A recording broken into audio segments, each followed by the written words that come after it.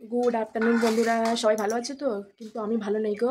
কাল রাত্রির থেকে আমাদের এখানে খুব বৃষ্টি হয়েছে আর ঠান্ডা পড়েছে। ব্যাস ঠান্ডা না পড়তে পড়তেই একটুতেই আমার গলা ব্যথা করছে, একদম হাফ ঘিরতে পারছি না, তাই মাথা থেকে গলা অবধি দেখো কভার করে নিয়েছি। দেখতে পাচ্ছ? তোমাদের ওখানে যে বৃষ্টি বৃষ্টি হয়েছে, আমাদের এখানে কদিন ধরে বৃষ্টি হয়েছে আর কাল থেকে খুবই বৃষ্টি হয়েছে। আর চলো এবার প্রতিদিনের মতো রান্নায় বসা যায়। আর রান্নায় বসার আগে একটা জিনিস তোমাদেরকে প্রথমে দেখাই। তো বন্ধুরা, দেখেছো কদিন ধরেই তোমাদেরকে বলছিলাম যে আমার বড়বাবু ওই পাখির সেট আপটা তৈরি করছে, বড় অট্টালিকা তৈরি করছে আমার ছোনাদের জন্য। তো তৈরি ফাইনালি হয়ে গেছে। কেমন হয়েছে আমাকে কমেন্ট করে একটু জানিও। একটা বিগ অট্টালিকা তৈরি করে দিয়েছে। এরা এবার মনে হয় আনন্দে খেলতে পারবে। দেখো দেখো দেখো, এই দেখো, ভেতরে বল দিয়ে পুরো সাজিয়ে দিয়েছে, ওপরে টুনি লাইট লাগিয়ে দিয়েছে, আর এই যে দোলা তাদের। তো চলো এবার রান্নায় বসা যাক। আজকে ঠান্ডা লেগে গেছে বলে আর ভাত ফাত খাবো না, তাই আজকে আটা ময়দা মিক্স করে মেখে রেখে দিয়েছি, হবে পারাঠা। আর পারাঠার সাথে কি হবে চলো তোমাদের দেখাই। এই ঝুলিতে আছে একটু পছন্দের জিনিস। কি বলো তো, কি বলো তো, চলো আমি দেখাই।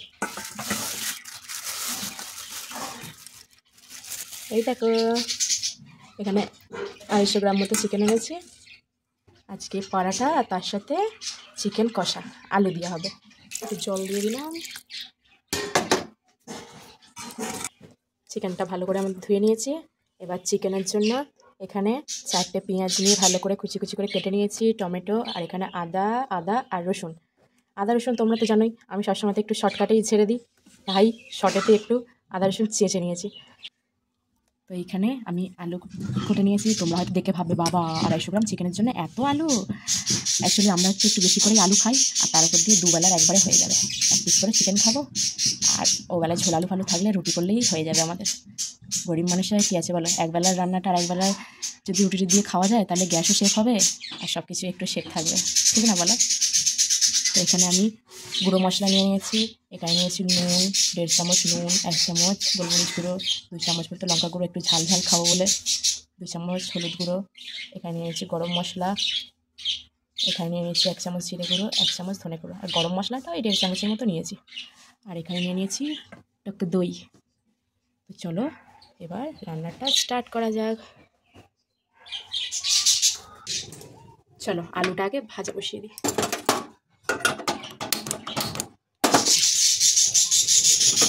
কড়াই বসিয়ে দিলাম।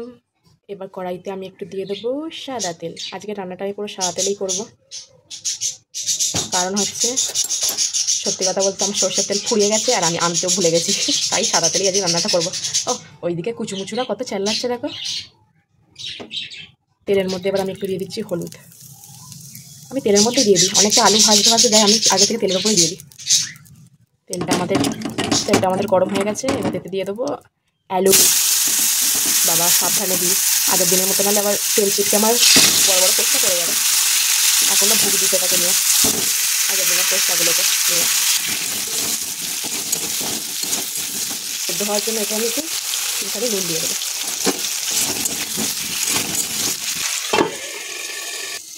আলুটা ততক্ষণ ভাজা হোক। চলো আমি এবার আমাদের চিকেনটাকে ম্যারিনেট করে নিই।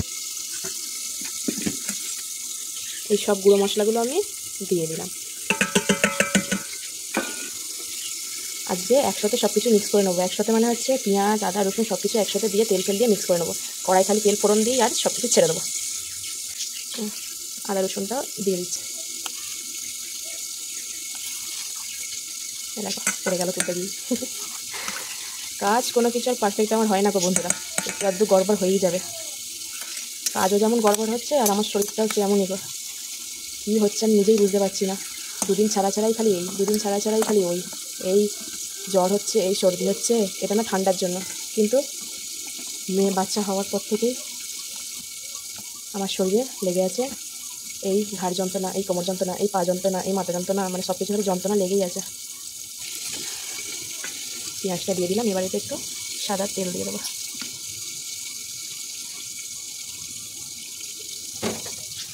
চলো মিক্স করে নেবো। দইটা আমি এখন দেবো না, দইটা খাই কষার সময়তে দেবো। অনেকে দই দিয়েই একবারই মাখিয়ে রেখে দেয়, কিন্তু আমি সেটা কষার সময়তেই দিই। আমার চিকেনটা ভালো করে ম্যারিনেট করে রেখে দিয়েছি। এখনই মনে হচ্ছে দেখো যেন কষা হয়ে গেল, কালারটা এতটা সুন্দর লাগছে। তো চলো আলুটা এবার দেখে নিশ্চিত তো হয়ে গেছে নাকি।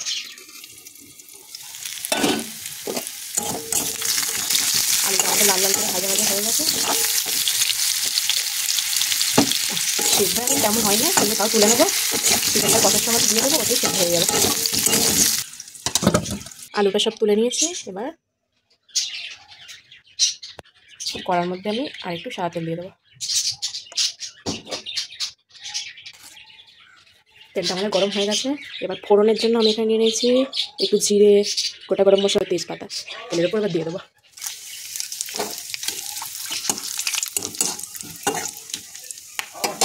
এর মধ্যে এবার আমি আমার ম্যারিনেট করা চিকেনটা দিয়ে দেবো।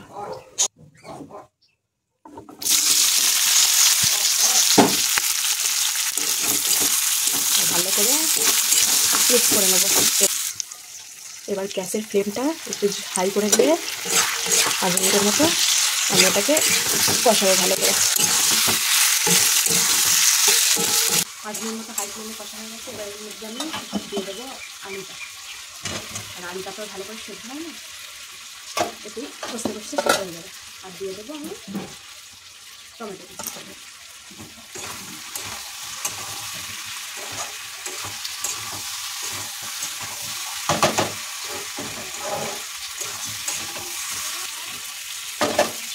গ্যাসের ফ্লেমটা লো করে আমি এবার ঢাকা দিয়ে দেবো। ছট করে হয়ে যায়। গলা ব্যথা, সর্দি, তার সাথে আবার কাশিও ধরে গেছে। কালকে জ্বর এসেছিল, মাথা ব্যথা, মানে কি বলবো, এমনই সূক্ষ্ম শরীর হয়ে গেছে আমার। এত ধ্বংস শরীর, তার মধ্যে এতটাই সূক্ষ্ম তুলোর মতো যে হালকা একটু বৃষ্টিতে ঠান্ডা করতে না করতেই একদম আমার সব কিছু ধরে গেল। এরকম শরীর না রেখে ফেলে দেওয়ার মতো, ঠিক না বলো? কী করবো, ফেলে তো দিতে পারছি না, রয়েছি আবার করেই চলছে দুদিন ছাড়া ছাড়াই। এদিকে আমার কষা হোক, আর ততক্ষণ আমি চলো লিচিগুলো কেটে দিই। থালা একটু চমকাচ্ছি, দেখো থালা লাইটিং মারছে, চন্দ্রনগর লাইটিং। লেচিটা করে নিই, ততক্ষণ করে পরাঠাটা করা শুরু করে দিই। হটপটে রাখবো, গরমও থাকবে। তারপরে চিকেন কষা হয়ে গেলে একদম গরম করেও বেড়ে যাবো। বল খেলো নাকি বন্ধুরা? একটা না, আমি বল করছি। বেশি করে একটু মেখে নিয়েছি, কারণ রাত্রিবেলাতে তাহলে আর মাখতে হবে না। যতটুকু এখন হবে, আর রাত্রিবেলা হয়ে মুড়ি টুড়ি বেশি আর খেয়ে নেবো। চিকেন দিয়ে একটু মুড়ি খেতে হেভি টেস্টি লাগে। কোটকোট পদ্ধতি আমার ভালো লাগে, কমেন্ট করে একটু জানিয়ে। হয় চিকেন কষা দিয়ে আর মুড়ি।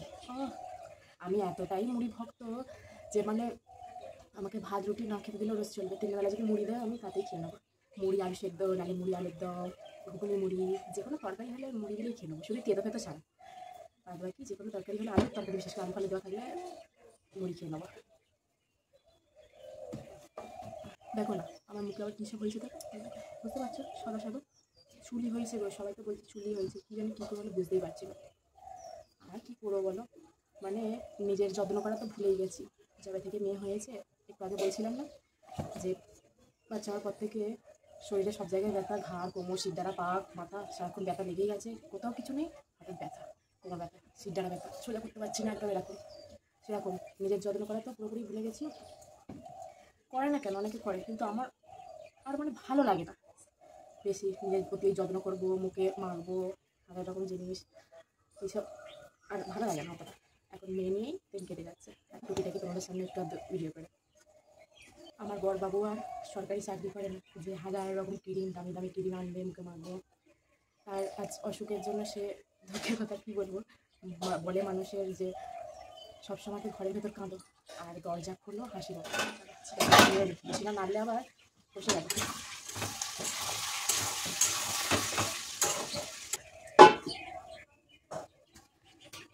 টুকটুক করে কেটে যাচ্ছে, ভগবানের আশীর্বাদে মোটা ভাত মোটা কাপড় এই চলে যাচ্ছে। বেশি কিছু চাইও না আমার, অল্পতেই খুশি থাকতে ভালোবাসি। অল্পতে সপ্তাহে মাছ মাংস ডিম নাই হোক, নুন ভাত কী হলো, বাচ্চা নিয়ে স্বামী নিয়ে খুশি থাকতে পছন্দ করি। চিকেনটা বেশি সিট করে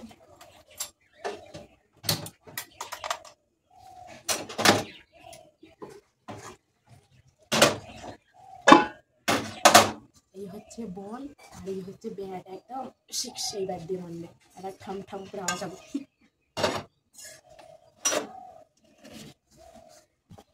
চাকি বেলুন নিয়ে নিয়েছি, এবার এবার বেলে যাও পরাঠা বেলে যাও। আর পরাঠা করার একটা তোমাদের সস ট্রিক দেখাচ্ছি, এই দেখো, বুঝতে পারলে না?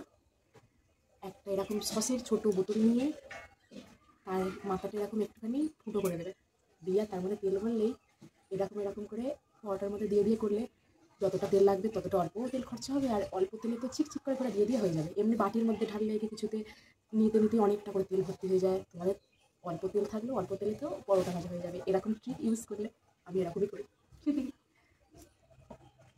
আমি এটা উপরে তুলে দিলাম কারণ এখানটার জায়গাটা না একটু ছোটো, বেললেই মানে হাত ঠেকে যাবে, অসুবিধা হবে। আর এবার নেড়ে দিলাম, এবার তরকারিটা পুরোটা দিয়ে দিই।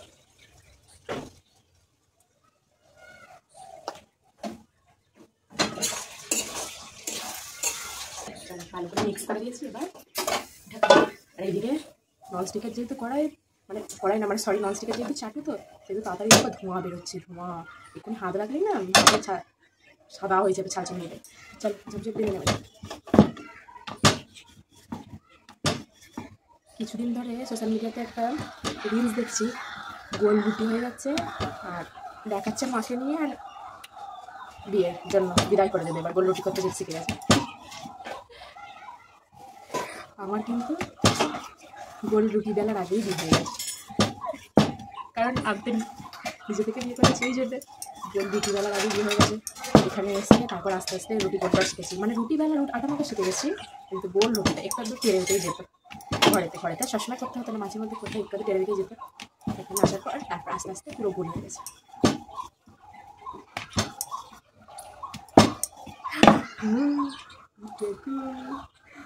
তিকোন পরোটা, দেখো দেখো এবার কি হবে। পরোটা তো তিকোন করেছি, এবার গোল রুটিতে দিয়ে তিকোন পরোটাতে কি হয় গো আমাকে একটু বলো তো।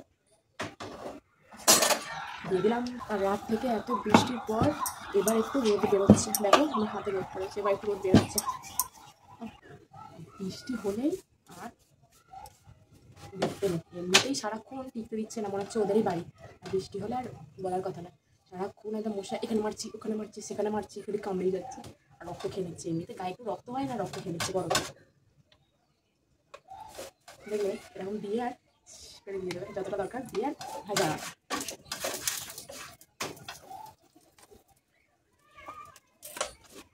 এগুলো হচ্ছে গরিবের ট্রিক, বুঝেছো তো? বড় লোকরা কি এরকম ট্রিক ইউজ করবে? ওরা তো একদম ঘি নালে একদম এত তেল দিয়ে ওরা ঝপঝপ করে ভাজবে, একদম চপচপে করে। কিন্তু এটা হচ্ছে আমাদের গরিবের ট্রিক। চলো মাংসটা নিয়ে নিই, কিছুক্ষণ পর যদি না নাড়ি না তাহলে কলা দিয়ে বসে একটা বেশি হবে।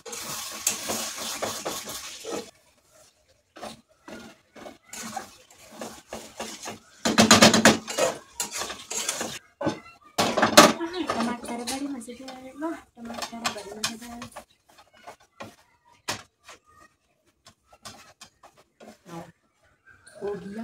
हो गया पराठा भाजा हो गया, এখনো হয়নি, সবে একটা হলো। অনেকে আটা শুধু খায় পরোটা, অনেকে আবার আটা ময়দা মিক্স করে খায়, অনেকে শুধু ময়দার খায়। আমাদের ঘরেতে আমার বড়বাবুর পছন্দ, আমারও ভালো লাগে এখন, শুধু ময়দা পরোটাতেই পছন্দ। কিন্তু আবার আজকে আবার ইচ্ছা হলো যে আমার বড়বাবু বললো আটা ময়দা মিক্স করে খাবো, তাই করলাম।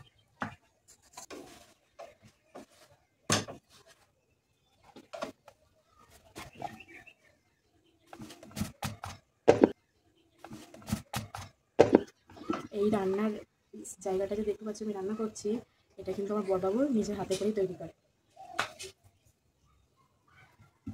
আমার বড়বাবুর কথা হচ্ছে যে যদি তাকে ঠিকমতো মেশিনপত্র দিয়ে দেয় তাহলে সে প্রত্যেকটা জিনিসই করতে পারে, মানে ট্রাই করবে, তৈরি করার চেষ্টা করবে। তার মধ্যে সেইটুকু জাসপাত বলেন, মানে একটা আগুন আছে যে যদি ঠিকঠাকভাবে মেশিন দিয়ে দিই সব কিছু তৈরি করতে পারবে। মানে চেষ্টা তো করবে, সে বলে যেন কোনো কিছু দিদি পিছন হারবো না, চেষ্টা করে যাবে। ওই জন্য এই গ্যাস রাখার জায়গাটা সেই আমাকে তৈরি করে দিয়েছে। তারপর দেখলে আমাদের ছোট সদস্যগুলোর জন্য খাঁচাটা তৈরি করলো। অ্যাকচুয়ালি কাঠের খুন্তিতে না আমি রান্না করা আমার প্র্যাকটিস নেই, সবসময় স্টিলের খুন্তিতে করে অভ্যেস হয়ে গেছে, তো ওই জন্য একটু অসুবিধা। কিন্তু ননস্টিকের জিনিসে আবার কাঠের খুন্তি দিয়ে বলে করতে, একটা সময় ভুলে আমি এই খুন্তি দিয়েই করি। চিকেনটা আমাদের কষা হয়ে গেছে, এবার একটু জল দিয়ে দেবো। অল্প করে একটু জল দেবো, এটা একটু ভালো করে একটু গেদি গেদি হবে।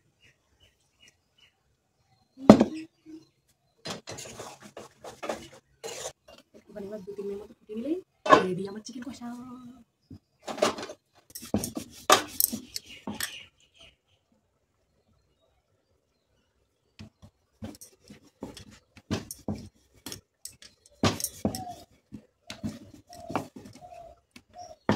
আমার মা বলতো যে পরোটা বেলার সময়তে বেশি আটা দিয়ে বেলো, যা ময়দা দিয়ে বেলো, যাই দিয়ে বেলো, বেশি যাতে না দিয়ে বেলি, কারণ তেল বেশি নাকি টানে। একবারই যা নিয়ে নিলাম তাই দিয়েই বেড়ে দিলাম। দেখো পুরো তিকোন, পুরো তিকোন।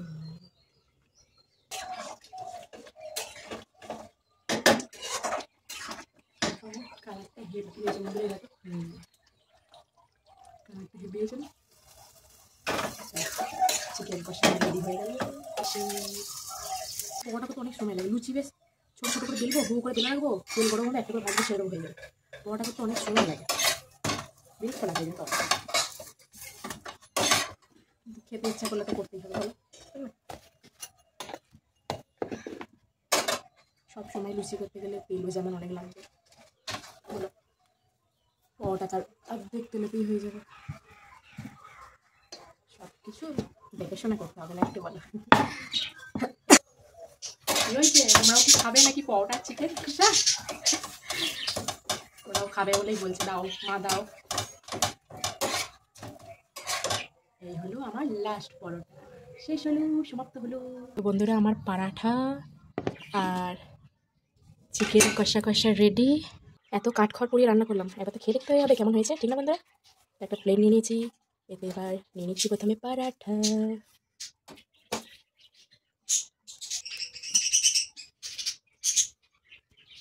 তো বন্ধুরা আজকের ভিডিও আমি এখানেই সমাপ্ত করছি। তোমরা সকলেই সুস্থ থেকো, ভালো থেকো। তোমাদের সাথে দেখা হবে আবার একটি নেক্সট ভিডিওতে। আর আমার রান্নাবান্নার রেসিপি ভালো লাগলে একটা লাইক করে দিও, আর কমেন্ট করে জানিও কেমন হচ্ছে। তো টাটা, বাই বাই, ভালো থেকো সবাই।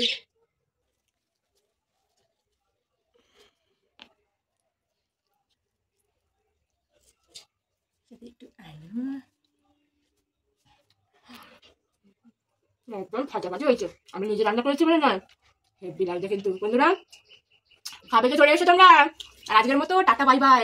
খুব জোরে খেতে পাচ্ছে, গিয়ে আমি খাই, টাটা।